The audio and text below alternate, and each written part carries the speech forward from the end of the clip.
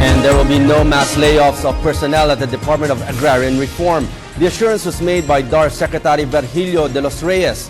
Freddy Abando reports. The Corporal Law extending the Comprehensive Land Reform Program for a 5-year period ends June 30, 2014.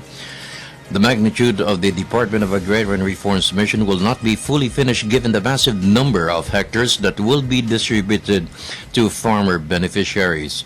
That's why, in his State of the Nation address, the President said the full coverage will be completed before his term ends in 2016. As of January 2012, we had a balance of around 900,000 hectares. In previous committee meetings in the House and in our report to the President, we had already said that by 2014, we would most probably still have a balance of around 300,000 hectares.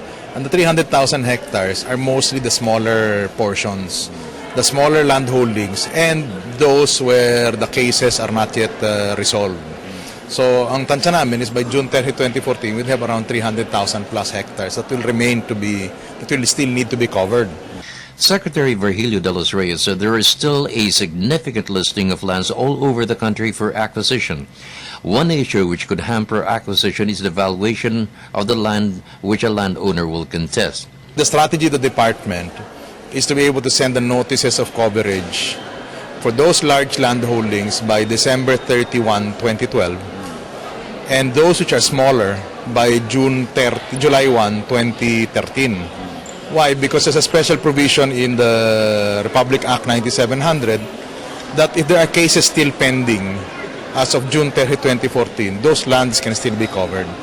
One major concern raised at the plenary of the House by both the majority and the minority is what happens to the employees of the DAR, since a transition plan is under study once the department ceased to exist by 2014. De los Reyes assured there will be no mass layoffs.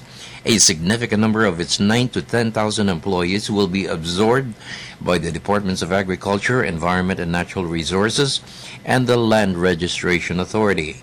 Add to the plan a generous voluntary retirement program, a program that will entice the officials and employees who were employed by the DAR since the 70s when land reform was first implemented and continued by 5 administrations. And the basic idea is to face this issue squarely now rather than wait for 2014.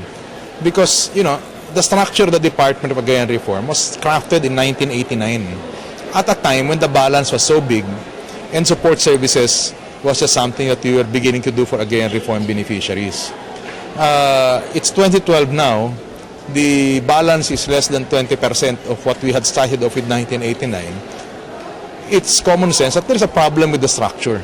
That is why the transition plan that we submitted that was referred to earlier on the floor was a transition plan that allowed for voluntary retirement for those in non-critical areas and additional people in areas where we had a bigger balance. For the People's Television Network, this is Freddy Abando reporting.